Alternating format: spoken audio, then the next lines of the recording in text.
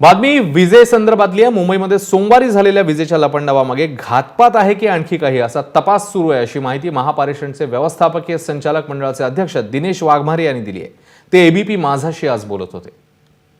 सोमवारी मुंबईमध्ये सर्वच ठिकाणी वीज गेली होती आणि त्यानंतर एकूणच चर्चेचा हा मुद्दा झाला होता की नेमकी काय झालं हे जाणून घेण्यासाठी आपल्याबरोबर पारेषणचे सीएमडी वाघमारे सर सांगू शकाल की नेमकी काय झालं की इतक्या मोठ्या प्रमाणावर वीज जी आहे ती गेली होती। कारण आपण जर बघितलं असेल मंत्रालयापासून रेल्वेपासून हॉस्पिटल सगळ्याच ठिकाणी जो आहे ह्या वीज पुरवठा खंडित झाल्यामुळे फटका बसला होता। सोमवारी ॲक्च्युली एक अभूतपूर्व घटना घडली। आमचं जे कळवा जे सबस्टेशन आहे त्याच्यामध्ये नॉर्मली 4 आमच्याकडे सर्किट आहेत। एक तर एक सर्किट आहे तळेगाववरून कळवाला येते आणि त्याच्यानंतर पडघेवरून कळवाला असे 2 सर्किट आहेत, त्याला आम्ही सर्किट 1 आणि सर्किट 2 असं म्हणतो। त्याच्यानंतर एक जे सर्किट आहे ते खारघर सबस्टेशनवरून कळवाला येते। याच्यामध्ये काय झालं की 10 ऑक्टोबर रोजीच तळेगाववरून येणारं जे सर्किट आहे, म्हणजे आपण त्याला ट्रान्समिशन लाईन म्हणू, ही ट्रान्समिशन लाईन लोणावळा आणि कर्जत या भागामध्ये डोंगरावर एक टावर आहे आणि एक कर्जतमध्ये डोंगराच्या खाली दरीमध्ये एक टावर आहे। तर याच्यामधलं ही जी वायर आहे ही ॲक्च्युली जी कंडक्टरची वायर आहे ही तुटली आणि याच्यामध्ये बेसिकली हा खूप म्हणजे दुर्गम भाग असल्यामुळे, खूप डोंगराळ भाग असल्यामुळे याचं जे दुरुस्तीचं काम आहे अत्यंत कठीण होतं। ते आम्ही युद्धपातळीवर केलं, पण त्याच्यामध्ये काय झालं की त्याच्यामध्ये पाऊस सुरू झाला आणि तिथे जी गँग आहे, जे लेबर्स जी टीम आहे ती पोहोचवणं अत्यंत कठीण होत होतं। आता ही परिस्थिती होती।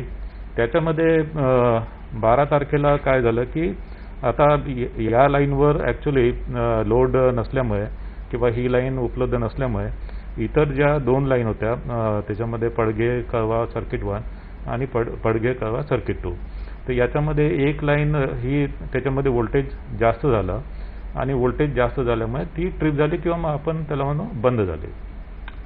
आता ही लाईन बंद झाल्यामुळे आमचे जे मेंटेनन्सची टीम आहे, मेंटेनन्सच्या टीमने या लाईनचं आउटेज मागितलं। आउटेज म्हणजे ती लाईन बंद करून त्याच्यावर दुरुस्तीचे काम करणे।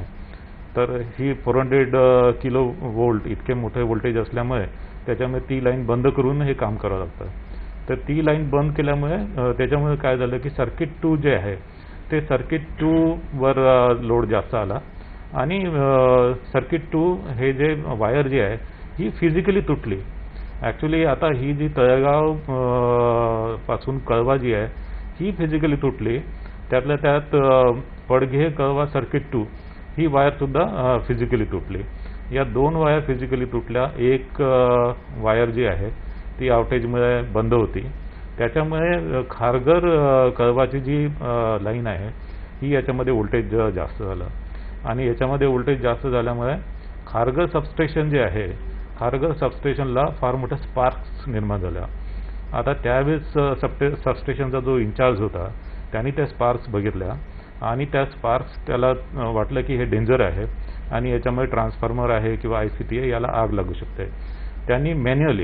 त्यांनी हँडट्रिप म्हणजे मॅन्युअली दोन्ही सर्किट म्हणजे तळेगाववरून खारघरला येणारं आणि खारघरवरून कळवाला जाणारं दोन्ही सर्किट त्यांनी बंद केलं।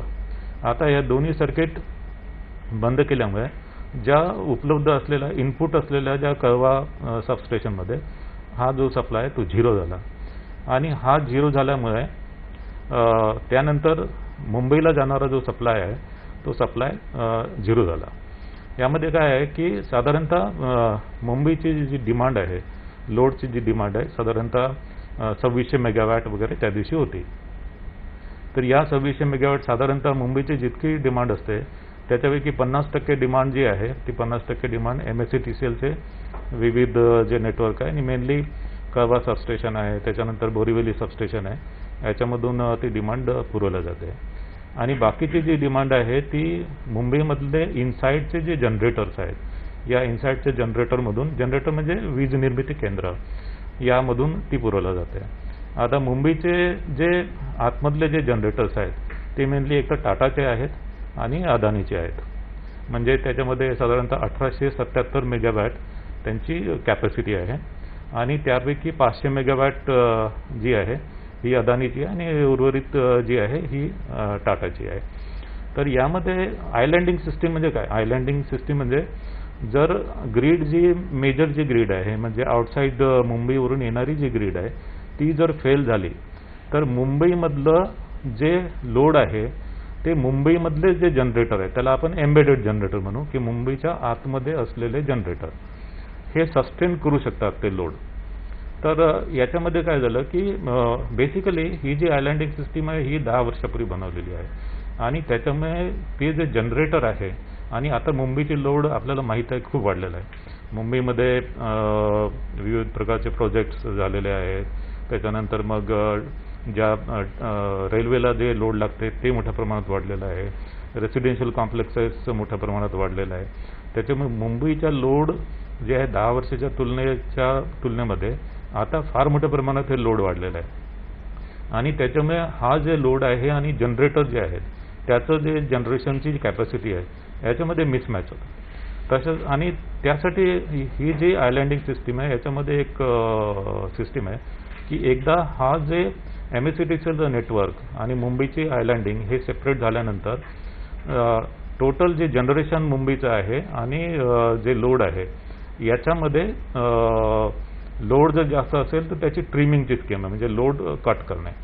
त्याप्रमाणे ट्रिमिंगप्रमाणे साधारणतः 600 टाटा आणि बेस्टचं आणि 500 अदानीचं म्हणजे साधारणतः 1100 मेगावॅट लोड हे कमी करण्यात आलं. हे लोड जरी कमी करण्यात आलं तरी त्यावेळेस कारण की ते 10 वाजताचा टाईम होता आणि मोठ्या प्रमाणात लोडची डिमांड होती. साधारणतः 2600 मेगावॅट इतकी लोडची डिमांड होती आणि या 2600 तुलनेमध्ये जी जनरेशन कॅपॅसिटी होती ती फक्त 1200 मेगावॅट इतकी होती आणि ही 1100 मेगावॅट जरी लोड ट्रिम जरी झालं तरी जनरेशन आणि लोड याच्यामध्ये फार मोठी गॅप होती. आणि हे सर्व घडण्याच्या आधी टाटाचं एक हायड्रो इलेक्ट्रिक पॉवर स्टेशन भीरामध्ये तर ते ट्रिप झालं, ते बंद झालं आणि ही जी जेव्हा लोड आणि जनरेशन याच्यामध्ये मिसमॅच होतो त्यावेळेस फ्रिक्वेन्सी जी असते ती फ्रिक्वेन्सी नॉर्मली जी ग्रीडमध्ये जी फ्रिक्वेन्सी आहे ही आपल्याला साधारणतः 49.5 ते 50.5 या दरम्यान आपल्याला ती फ्रिक्वेन्सी आपल्याला मेंटेन करावी लागते आणि ही फ्रिक्वेन्सी कमी जास्त झाली तर एक रिले असतात म्हणजे ते साधारणतः सेफ्टी वॉलसारखे असतात. ते रिले ऑपरेट होतात आणि ते रिले ऑपरेट झाल्यानंतर जनरेटर्स जे आहेत ते ट्रिप होतात. तर याच्यामध्ये जे DF/DT जे वॉल्स आहेत जी लोड आणि जनरेशन याच्यामध्ये मिसमॅच झाल्यामुळे ते ट्रिप झाले आणि टाटाचे दोन मेजर युनिट टाटा युनिट 5 आणि टाटा युनिट 7 हे फेल झाले किंवा ट्रिप झाले. त्याच्यामुळे टाटाचा जो भाग आहे तो पूर्ण अंधारात गेला आणि टाटा आणि अदानी याचं जे आयलँडिंग सिस्टीम आहे ती सेपरेट झाला. आता टाटाचा भाग म्हणजे टाटा आणि बेस्ट हे टाटा बेस्टला सप्लाय करतो. बेस्टचे स्वतःचे पॉवर स्टेशन नाही आहे. टाटा आणि बेस्ट संपूर्ण अंधारात गेले आणि त्याच्यानंतर अदानी जे आहे अदानीचे दोन्ही युनिट सुरू होते आणि अदानीचा साधारणतः 380 मेगावॅट हा पॉवर उपलब्ध होता आणि अदानी एअरपोर्ट आणि इतर काही महत्त्वाचे इम्पॉर्टंट इन्स्टॉलेशन याला अदानीने पॉवर सप्लाय त्यावेळेस सुरू होता. त्याच्यानंतर अदानीचं जे एक युनिट आहे जे अदानीचे 500 मेगावॅटचा प्लांट आहे डहाणूला त्याचे युनिट 1 आणि युनिट 2 तर त्याच्यामधलं एक युनिट 2 हे 1 वाजता फेल झालं. त्याच्यामुळे अदानीकडे पण फक्त 250 मेगावॅटच शिल्लक राहिले आणि याच्यामुळे संपूर्ण मुंबई त्यामुळे प्रभावित झाले. पण आपण बघतोय की जसं 2 कंडक्टर जे आपण बघतोय की ते तुटले होते त्यानंतर टाटाच्या जे वीज सप्लाय आहे तिथं प्रॉब्लेम झाला अदानीच्या इथे झाला. एकाच वेळेला ह्या सर्व गोष्टी झाल्यामुळे जी चर्चा आहे की ही घातपाताची शक्यता आहे असं मंत्री महोदयांनी पण वर्तवली. तुम्ही याला कसं बघता? तुम्हाला पण वाटतं की ह्यात घातपात झालाय? खरोखर याच्यामध्ये ही जे अभूतपूर्व घटनाच म्हणायला पाहिजे कारण की जी तळेगाववरून जी लाईन इथे आली कळवाला ती तुटली.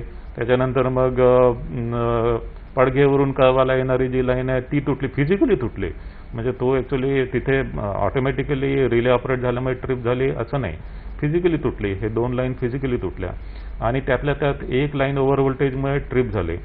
बरं हे झाल्यानंतर आयलँडिंग सिस्टीम जी आहे ती ऑपरेट व्हायला पाहिजे होती पण अनफॉर्च्युनेटली आयलँडिंग सिस्टीम ऑपरेट होताना टाटाचे जनरेटर जर सर्व्हाइव्ह झाले असते हे 2 जनरेटर तर आपल्याला ही परिस्थिती बघावी लागली नसते कारण की ती सिस्टीमच तशा प्रकारे बनवली आहे की ग्रीडमध्ये काही प्रॉब्लेम जर आला तर मुंबई ही सेल्फ सस्टेन असायला पाहिजे.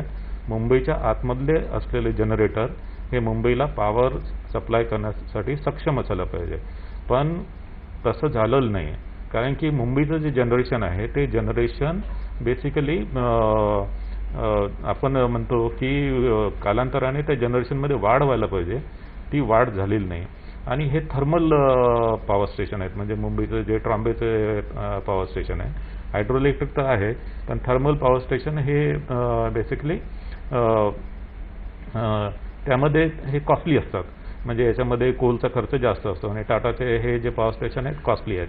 त्याच्यामुळे आणि बरेचदा हे पॉवर स्टेशन म्हणजे सर्व्हिसमध्ये नसतात आणि अनेकदा बंद असतात ते, किंवा आपल्याला जे MERCच्या रेग्युलेशनप्रमाणे मेरिट ऑर्डर म्हणतो की जे पॉवर स्टेशन इकॉनॉमिकल असतात ते पहिले ॲक्च्युली ग्रीडमध्ये येतात आणि इकॉनॉमिकल नसलेले पॉवर स्टेशन हे ग्रीडमध्ये नसतात.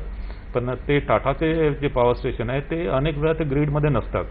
त्याच्यामुळे कदाचित त्याच्यामध्ये मेंटेनन्सचा काही इश्यू कदाचित असेल, त्याच्यामुळे हे जे पॉवर स्टेशन आहेत हे पॉवर स्टेशन ट्रिप झालेत. दुसरं, हायड्रो इलेक्ट्रिक पॉवर स्टेशनचा एक फायदा असतो की ते लवकर बंद झाल्यानंतर लवकर सुरू होतात, म्हणजे साधारणतः ते 10 मिनिटाच्या आतमध्ये सुरू होतात. पण टाटाचे जे हायड्रो इलेक्ट्रिक पॉवर स्टेशन आहे त्यांनी सुरू व्हायला 5 ते 6 तास घेतले. आणि थर्मल पॉवर स्टेशन जे आहे त्यांनी तर तब्बल म्हणजे रात्री साधारणतः 12 वाजता ते सुरू झाले. 10 वाजता बंद झाल्यानंतर 12 वाजता ते सुरू झाले. तर ही जी टाईम गॅप झाली, ही टाईम गॅपमुळे त्याच्यामुळे पण लोड रिस्टोरेशनमध्ये बराच वेळ गेला. त्याच्यामध्ये घातपात होता किंवा नाही याबद्दल तर मी काही कमेंट करणार नाही. हे सर्व ॲक्च्युली इन्व्हेस्टिगेशन पूर्ण झाल्यानंतरच, पण मला तरी प्रायमा फेशी हे जे दिसतंय की हे ॲक्च्युली टेक्निकली जे इश्यू झाले. मात्र आता हे वायर एकापाठोपाठ एक का तुटल्या याचं आपल्याला इन्व्हेस्टिगेशन नंतरच आपल्याला त्याचं उत्तर मिळेल. सर, ह्याबाबत तुम्ही इन्व्हेस्टिगेशन केलं, कारण जसं आपण सांगतात की 2 वायर ज्या आहेत त्या तुटल्या आहेत, ह्याची इन्व्हेस्टिगेशन आपण आपल्या पातळीवर सुरू केली? याचं इन्व्हेस्टिगेशन आम्ही आमच्या पातळीवर सुरू केलेलं आहे आणि त्याच्यामध्ये आम्ही या वायर्स आहे याचं पिरियडिक मेंटेनन्स जे आहे, पिरियडिक मेंटेनन्स वेळेवर केलं गेलं किंवा नाही याची आम्ही तपासणी करतोच आहे. आणि यामध्ये पिरियडिक मेंटेनन्समध्ये काही जर त्रुटी असतील तर संबंधित कोणी जे असेल त्याच्यावर नक्कीच आम्ही कार्यवाही करू. सर, एक तुम्ही अशी देखील गोष्ट म्हटलात की मुंबईमध्ये जे अदानी आणि टाटा आहेत त्यांची सिस्टीम पण साधारण 10 वर्षापूर्वी उभी राहिली आहे. आपल्याला वाटतं की आता खूप वेळ गेला आणि ज्या पद्धतीने ती अपडेट व्हायला पाहिजे होती ती सिस्टीम पण अपडेट झाली नाही आणि म्हणून त्या दिवशी मुंबईला इतका मोठा फटका बसला?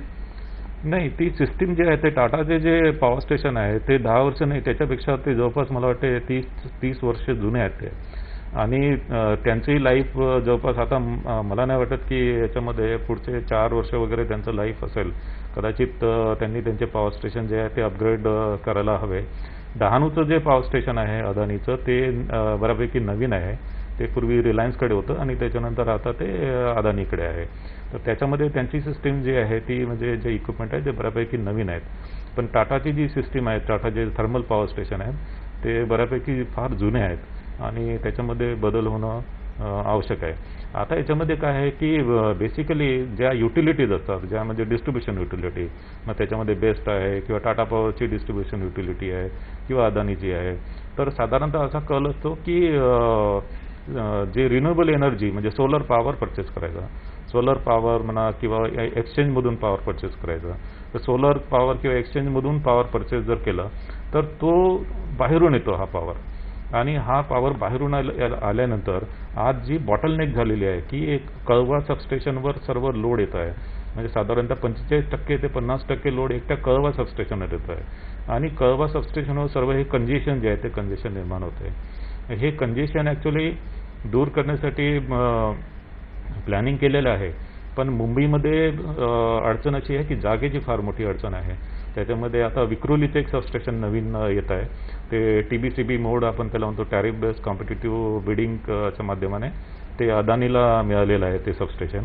तर याच्यामध्ये पूर्वी ते टाटाकडे होतं आणि त्याच्यामध्ये 10-15 वर्षापर्यंत ते काही झालेलं नाही आणि त्याच्यानंतर MERCने बिडिंग करून ते सबस्टेशन जे आहे ते सबस्टेशन हे अदानीला दिलेलं आहे. पण याच्यामध्ये तिथे सुद्धा जागेचे, लँडचे बरेचसे इश्यू आहेत. त्याच्यानंतर मुंबईमध्ये कोस्टल रेग्युलेशन झोनचे नियम आहेत त्याच्या अडचणी येतात, फॉरेस्टमधून लाईन गेली त्याच्या अडचणी येतात. तर हे सर्व जे जमिनीचे इश्यू आहेत, फॉरेस्टचे इश्यू आहेत, किंवा कोस्टल रेग्युलेशन झोनचे विषय आहेत. त्याच्यामुळे मुंबई आणि MMR रिजनमध्ये सबस्टेशन उभारणे आणि विशेषतः ट्रान्समिशन लाईन नवीन टाकणे हे फार जिकिरीचं झालेलं आहे. आणि जोपर्यंत मुंबईमध्ये सेपरेट इंडिपेंडंट कॉरिडॉर जोपर्यंत होत नाही, कारण की एकट्या कळवा सबस्टेशनवर जर अवलंबून जर राहिलं आणि मुंबईमध्ये पॉवरची डिमांड इतक्या मोठ्या प्रमाणात वाढते आहे. आता मुंबईमध्ये मेट्रो सुरू होतील, मेट्रो काही ऑपरेट आहे आणि आता नवीन मेट्रो सुरू होतील. त्याच्यानंतर मग आपला मुंबई पोर्ट ट्रस्टचा एरिया आहे तो सुद्धा रिडेव्हलपमेंट होत आहे. स्लम रिहॅबिलिटेशन SRAचे प्रोजेक्ट येत आहे आणि अनेक मोठे मोठे प्रोजेक्ट मुंबईमध्ये येत आहे. हे प्रोजेक्ट आल्यानंतर पॉवरची जी डिमांड आहे ती पॉवरची डिमांड येत्या 5 वर्षामध्ये मुंबईची जवळपास 3000 ते 3200 मेगावॅट इतकी होईल किंवा त्याच्यापेक्षा जास्त होईल. 30मध्ये ती 5000 5,500 होईल. त्याच्यामुळे नक्कीच पॉवर आपल्याला इंटरनल जनरेशनपेक्षा बाहेरून हा पॉवर आणावा लागेल आपल्याला. आणि तो पॉवर आणण्यासाठी जे कॉरिडॉर आहे, कॉरिडॉर तयार करणे, नवीन सबस्टेशन तयार करणे हे आज गरज आहे. आमचं एक सबस्टेशन नवीन येत आहे बेळगावमध्ये, पण तिथे सुद्धा जागेची अडचण आहे. तिथे सुद्धा जागा आम्हाला मिळालेली नाही आहे. आपलं काय वाटतं शासन पातळीवर अशा पद्धतीने ग्रीड जे आहे कोलॅप्स होऊ नये म्हणून कोणत्या गोष्टी ह्या झाल्या पाहिजे इमिजिएट पातळीवर? ग्रीड कोलॅप्स होऊ नये यासाठी ॲक्च्युली बेसिकली जी सिस्टीम आहे, मुंबईची जी सिस्टीम आहे ती स्ट्रेंथन होणं अत्यंत गरजेचं आहे. आणि मुंबईची सिस्टीम स्ट्रेंथन होण्यासाठी बाहेरून जो पॉवर आपण आणतो त्यासाठी कॉरिडॉर निर्माण करणं आवश्यक आहे. तसेच MSCTCLचं जे नेटवर्क आहे ते सुद्धा स्ट्रेंथन होणं आवश्यक आहे. आमचं जे एक्सचेंज पॉईंट आहे ते एक्सचेंज पॉईंटमध्ये आम्ही सुद्धा नवीन नवीन सबस्टेशन आणणे आणि आमचे ज्या रखडलेले अनेक प्रोजेक्ट आहे, काही वर्ष 10-11 वर्षापासून रखडलेले आहेत आणि हे जागेच्या कारणामुळे रखडलेले आहेत आणि जागा आहे MMR रिजनमध्ये. त्याच्यामुळे बेसिकली शासनामार्फत बेसिकली जागेचे विषय जे आहे, जमिनीचं लँड अवेलेबिलिटी आणि जमीन जर इझिली जर अवेलेबल जर झाली तर हे जे नवीन जे प्रोजेक्ट आहे, नवीन प्रोजेक्ट हे लवकरात लवकर येऊ शकतात. तर एक लोकांचा रोष खूप आहे, कारण आपण जर बघितलं कोरोना काळात विजेची बिलं खूप जास्त आली आणि अचानक आता वीज देखील गेली. अनेक ठिकाणी आपण बघितलं जसं भांडूप मुलुंड भागामध्ये रात्री 12 पर्यंत वीज पुरवठा जो होता तो पूर्ववत झाला नव्हता. त्यामुळे ग्राहक म्हणून जे आहे त्यांच्यामध्ये खूप जास्त रोष आहे. ह्याला तुम्ही कसं ॲड्रेस करणार? ॲक्च्युली वीज रिस्टोरेशन करताना ती ॲक्च्युली आम्ही जी वीज रिस्टोरेशन केली काही ठिकाणी 2 तासातच वीज आली. आणि वीज रिस्टोरेशन करताना आमचे बरेचसे लोक कार्यरत होते. SLDCचे मध्ये जवळपास 50 लोक आणि लाईन रिस्टोरेशनसाठी 100 लोक कार्यरत होते. यांनी अविरत प्रयत्न करून अथक परिश्रमानंतर ही रिस्टोरेशन केलं. मात्र रिस्टोरेशन करताना ते रिस्टोरेशन सडनली आपल्याला करता येत नाही. सडनली जर केलं तर पुन्हा ट्रिपिंग आणि पुन्हा ॲक्च्युली वीज जाण्याची शक्यता असते. त्याच्यामुळे पहिले जे व्हायटल इन्स्टॉलेशनमध्ये एअरपोर्ट आहे, त्याच्यानंतर रेल्वे आहे, त्याच्यानंतर महत्त्वाच्या गव्हर्नमेंट एस्टॅब्लिशमेंट आहे, बँक्स आहेत, यांना आम्ही वीज पुरवठा ही प्रायोरिटीने केला. आणि त्याच्यामुळे काही ठिकाणी 2-2.5 तासातच वीज आली. मात्र काही ठिकाणी जसं मुलुंडचा काही भाग आहे किंवा भांडूपचा भाग आहे याच्यामध्ये उशिरा रात्रीपर्यंत वीज आली. आणि बेसिकली साहजिकच आहे की लोकांचा याच्यामुळे रोष होईल. पण याच्यामध्ये दुसरं मेजर एक कारण आहे की जे इंटरनल जनरेशन आहे, जे मी मगाशी सांगितलं की टाटाचं जे इंटरनल जनरेशन आहे ते ॲक्च्युली आम्ही अपेक्षा केली होती की 3 तासात 4 तासात ते होईल. पण ते ॲक्च्युली जनरेशन सुरू व्हायला जवळपास रात्रीचे 12-12:30 वाजले. आणि त्याच्यामुळे बेसिकली याच्यामध्ये पॉवर परचेस ॲग्रीमेंट असतो, म्हणजे युटिलिटीच्या ज्या कंपन्या असतात आणि ज्या जनरेशनच्या कंपन्या याच्यामध्ये पॉवर परचेस ॲग्रीमेंट असतो. त्याच्यामुळे त्यांना पॉवर परचेस करताना त्या कंपन्यावर अवलंबून राहावं लागतं. हा मुलुंडचा जो भाग आहे किंवा भांडूपचा भाग आहे हा महावितरणचा भाग आहे आणि महावितरणचा जो कॉन्ट्रॅक्ट आहे हा टाटाकडे होता. आणि टाटाची जी पॉवर स्टेशन आहे ती पूर्ववत येण्यासाठी खूप वेळ गेला. आणि तसंच पॉवर रिस्टोरेशनमध्ये हे पॉवर रिस्टोरेशन फेज वाईज आम्ही करतो आणि त्याच्यामुळे साहजिकच SLDCला काही भागात लोड शेडिंग करावं लागतं. हे लोड शेडिंग जर केलं नाही तर पुन्हा संपूर्ण ग्रीड कोलॅप्स होण्याची शक्यता असते. त्याच्यामुळे हे टप्प्याटप्प्याने लोड शेडिंग केल्यामुळे काही भागात जे नॉन प्रायोरिटी आम्ही म्हणतो, जिथे प्रायोरिटी कमी आहे अशा भागामध्ये वीज येण्यासाठी थोडा उशीर नक्कीच झालेला आहे. पण ह्यातूनच आरोप झाले की म्हणजे फक्त साऊथ मुंबईला जास्त VVIP आहे म्हणून तिथे वीज पुरवली आणि सामान्य नागरिक भांडूप मुलुंडमध्ये आहे तिकडची वीज काढून जास्त साऊथ मुंबईला देण्यात आली असे पण आरोप झाले. असं मला वाटत नाही, कारण की आपण प्रायोरिटी जी आहे ती प्रायोरिटीप्रमाणे आपण विजेचं रिस्टोरेशन केलं आहे. आणि याच्यामध्ये बरेचसे इंटरकनेक्शन पॉईंट्स आहे. त्याच्यामुळे एक्झॅक्टली आपल्याला असं म्हणता येणार नाही की आपण डिस्क्रिमिनेशन केलं, कारण की शेवटी गरीब लोक म्हणा किंवा श्रीमंत लोक हे मुंबईच्या सर्व भागातच राहतात. असं नाही की एकाच भागामध्ये गरीब राहतात, तसं नाही. जे महत्त्वाचे जे इन्स्टॉलेशन आहे त्याच्यामध्ये हॉस्पिटल्स आहे, कारण की कोविडचे जे हॉस्पिटल त्यांना प्रायोरिटीने आपण सप्लाय केला. त्यानंतर जे रेल्वेज आहे, रेल्वेची फार मोठी प्रायोरिटी होती. साधारणतः 11-11:30 वाजता रेल्वेज या पूर्ववत आल्या. आणि ज्या महत्त्वाच्या इम्पॉर्टंट इन्स्टॉलेशन आहेत, ऑफकोर्स जे महत्त्वाचे गव्हर्नमेंट ऑफिसेस आहेत, बँक्स आहेत, RBI आहेत, स्टॉक एक्सचेंज आहे, यांना तातडीने वीज पुरवठा आपण केला. त्याच्यामुळे प्राधान्यक्रम आपण निश्चित केल्यामुळे थोडा उशीर काही भागात नक्कीच झाला आहे. सर, या प्रकरणी आता चौकशी देखील लावलेली आहे. ह्या चौकशीचं स्वरूप कसं असणार आहे? कारण काल मंत्री महोदय म्हणाले की पारेषणच्या बाबत पण जे कोणी ह्यामध्ये दोषी असेल त्यांच्यावर आम्ही कारवाई करू. चौकशी आता ही गव्हर्नमेंट जी आहे ती गव्हर्नमेंट याच्यामध्ये एक टीम चौकशीचं पथक तयार करेल. त्याचा अजून जो GR आहे, GR अजून आलेला नाही आहे. तर ही जी चौकशीचं पथक असेल त्याच्यामध्ये माझ्या माहितीप्रमाणे जी तज्ज्ञ मंडळी असतील आणि जी महापालिकेशी संबंधित नाही आहे अशी मंडळी त्याच्यामध्ये असतील, जेणेकरून ही ऑब्जेक्टिव्ह ही चौकशी होईल. आणि या चौकशीमध्ये विशेष करून बेसिकली हे जे जी तळेगाववरून येणारी जी लाईन आहे कळवाला, ही ॲक्च्युली दुरुस्त करण्यासाठी उशीर का झाला, त्यामागचे कारणं काय होती, ही वायर का तुटली. त्याच्यानंतर मग जी पडघेवरून कळवाला येणारी जी सर्किट 2 होती, ही सर्किट 2 अचानक का तुटली, त्याचं काय कारण होतं. आणि त्याच्यानंतर जी आउटेज जे घेतलं होतं त्या लाईनचं, सर्किट 1चं जे आउटेज घेतलं होतं, याच्यामध्ये ती रिस्टोरेशन करण्यासाठी किती वेळ लागला, त्याच्यामध्ये काही लॅक्सिटी होती का, त्याच्यामध्ये काही दिरंगाई झाली का, या बाबीची चौकशी केली जाईल. आणि तसेच जे भारप्रेषण केंद्र आहे कळवाचं, त्याला SLDC आपण म्हणतो, या SLDCमध्ये मॉनिटरिंग करताना त्याच्यामध्ये त्यांचं प्लॅनिंग करताना कुठे काही चूक झाल्या आहे का.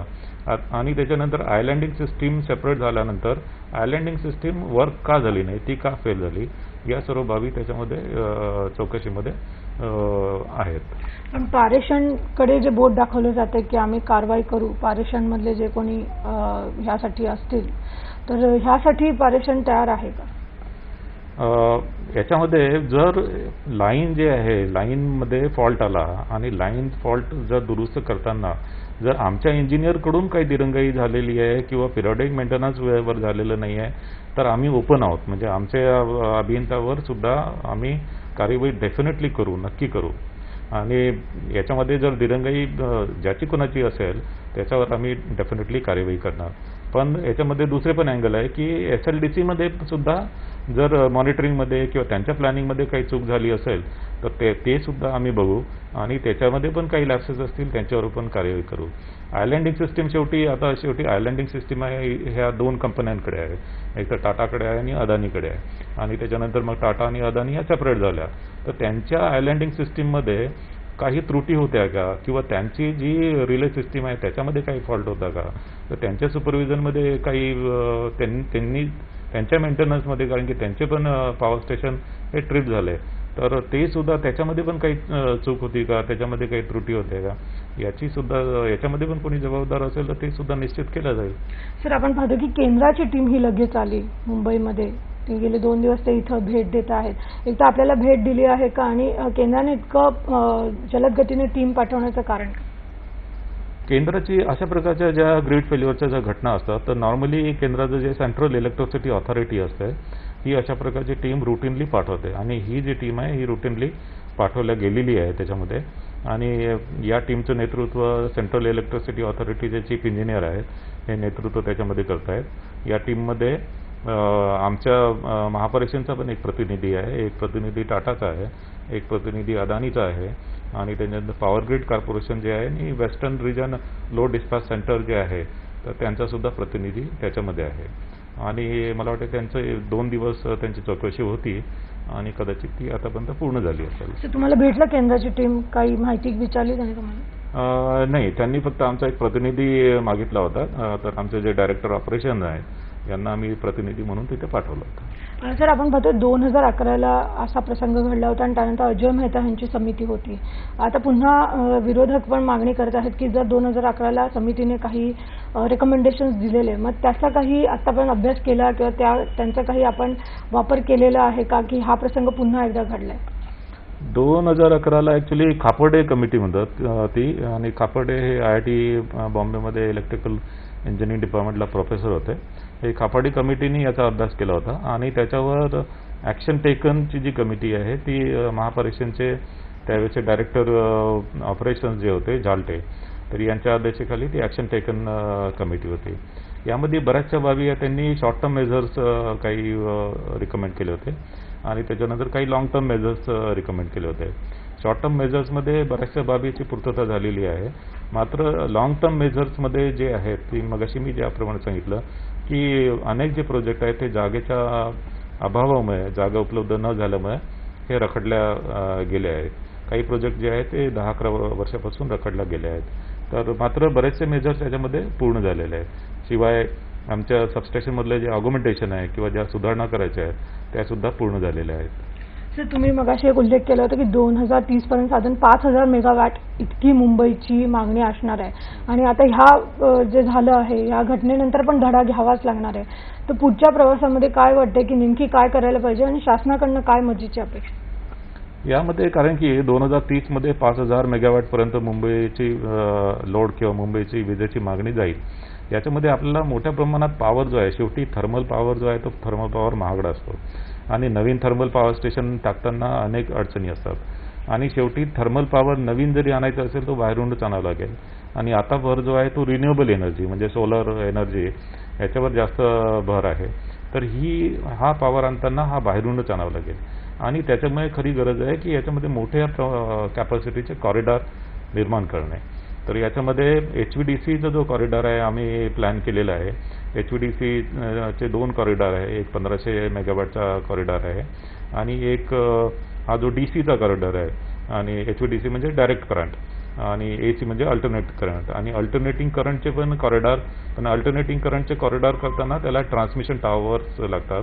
DC कॉरिडॉर करताना इव्हन केबलच्या माध्यमाने सुद्धा तो कॉरिडॉर होऊ शकतो. तर याच्यामध्ये HVDCचे कॉरिडॉर आहे त्याची जी प्लॅनिंग आहे त्याची प्लॅनिंग ही फायनल स्टेजमध्ये आहे. NERCकडे सुद्धा यातले काही प्रस्ताव आहेत. त्यानंतर नवीन सबस्टेशन जे आहे ते नवीन सबस्टेशन विक्रोली जे आहे ते विक्रोली याचं जे सबस्टेशन आहे ही नवीन SPV आहे, SPV स्पेशल पर्पज व्हेकल जे अदानीकडे आहे गेलेलं आहे. हे विक्रोली सबस्टेशन आल्यानंतर सुद्धा मोठ्या प्रमाणात पॉवर मुंबईला उपलब्ध होऊ शकतो.